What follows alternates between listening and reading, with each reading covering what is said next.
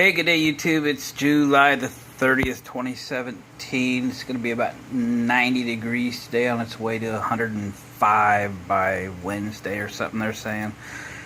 I've been working on wiring in my 79 Chris Craft Catalina boat, and I got to the point where I kind of wanted to break, and I took the clock out because it wasn't working, and I took it apart and repaired it.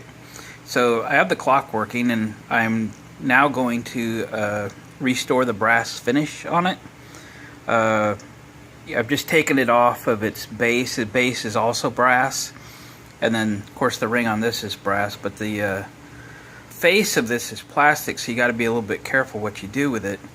But yesterday I did a video on lime away. It's just something I've used for a long time for many different things, and I'm just sharing some of the tricks that I've learned over the years for restoring different things. So yesterday we did a bunch of corrosion and stuff on some marine awning parts and pieces, and today I just wanted to show you what it'll do for brass. It's not something that others talk about, but it's remarkably easy. One thing I use is, I'm going to take you over to my drawer where I keep them. So I get these Scotchbrite Pads. I call them Scotchbrite. It's actually a different brand. They come in like a 5-pack or 10-pack or something at Home Depot. And I use them. I keep my little shears in here, and I just cut them into like 1-inch squares. I use them for everything. I don't think a day goes by where I don't use one of those things. But if you cut them up into 1-inch squares, you can get a ton of them out of a pack of them.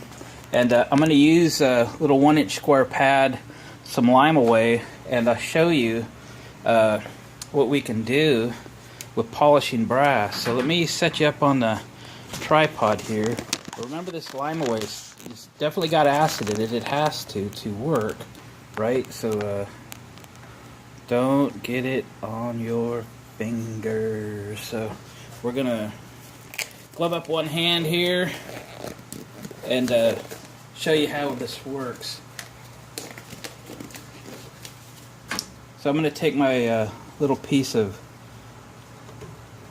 Scotchbrite pad and put just a little lime away on it. How can I do this where you can see it? Yeah, it's like putting it on your toothbrush, right? And then we're just going to work it in, and you don't have to put a lot of pressure. I'm watching so I don't get it down on the face of it. So we're just really lightly here, right? Really light.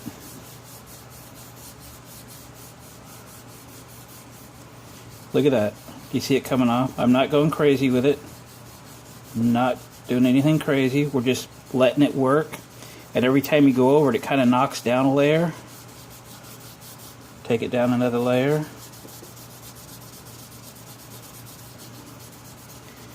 The top might be a little hard for you to see, but so we're just gonna, for demonstration purposes, we'll call that good. We'll come back and wipe this off. Now you can polish it from here, but we had to get rid of all that corrosion and so forth there. But look at that. So you can see where I didn't get. You can see I did a little test piece on this side for the video. But look at that. So this was it's a 1979 boat. This is original to the boat. I'm sure it's never been polished in its life, and it is rough. But look at that.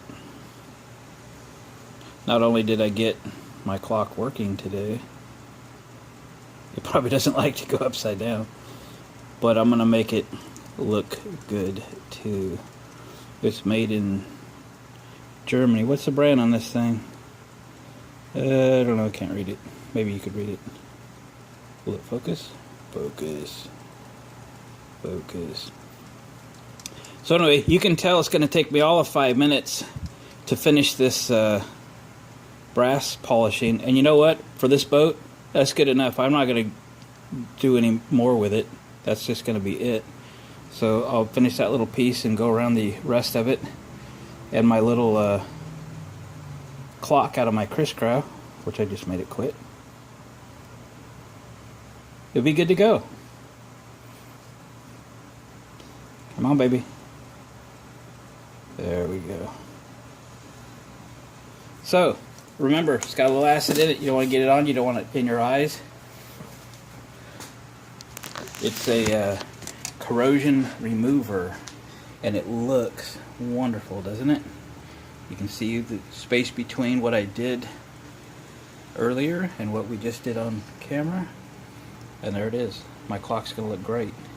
And it's going to work great. Woohoo! Thanks for watching, commenting, and subscribing, and we'll do it again.